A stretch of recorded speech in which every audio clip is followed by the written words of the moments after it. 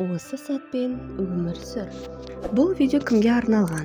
Ертеңін уайымдай беретіндерге, үнемі асығып жүретіндерге, жеке дамуға үлгермейтіндерге, жүрегі тыныштық таппай жүргендерге арналады.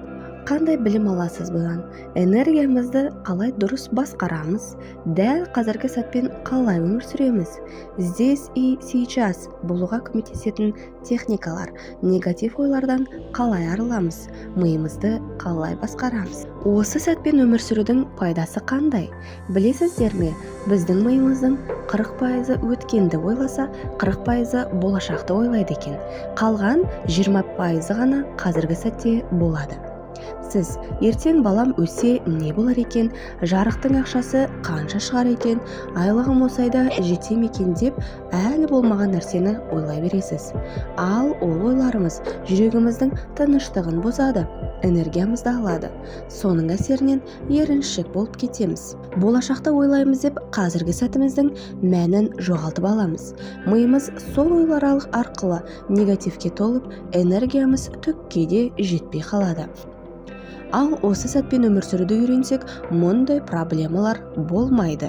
Енді түсіне алдыңыз ба? Осы сәтпен өмір сүрудің 5 техникасы. Бірінші техника. Әр ісіңізді бақылап үйреніңіз. Мен қазір қандай тамақ ішіп отырмын, қандай жерде отырмын. Қазіргі вниманиемізді бақылай алмау сәтсіздіктеріміздің ең үлкен факторы. Сондықтан әр ісімізге назар аударып, осознанно бақылап үйреніңіз. Екінші техника. Күніне ең болмағанда бір рет өзіңізбен қалыңыз. Мысалы, тамақ жеп отырған кезде тамақ жеуден рахаттанып ләззат алыңыз. Тамақ және сіз істеп отырған дәл қазіргі сәтіңізден плюсын тауып алыңыз. Сол ісіңіз үшін жүрекпен шүкіршілік етіңіз, жүрекпен сезініңіз. Үшінші техника. Құнды затыңызды қолданып бастаңыз. Қонаққа, болашақта балама деп тығып жүрген пастель, көрпе, ыдыс-аяқ болсын, өзіңізге қолданыңыз. Ашыңыз, ең құнды нәрсеңізді қолданып бастаңыз. Дәл бүгін. Сіз ол затыңызды болашаққа деп сақтап жүрсіз. Жоқ, олай болмайды. Бүгінмен өмір сүріңіз. Бар қымбатты өзіңіз, жақындарыңыз үшін қолданыңыз. Көресіз ғой, сол затты қолданып бастаған соң өзіңізді бар жақсыға лайық санайсыз. Самооценкаңыз көтерілетін болады. Төртінші техника.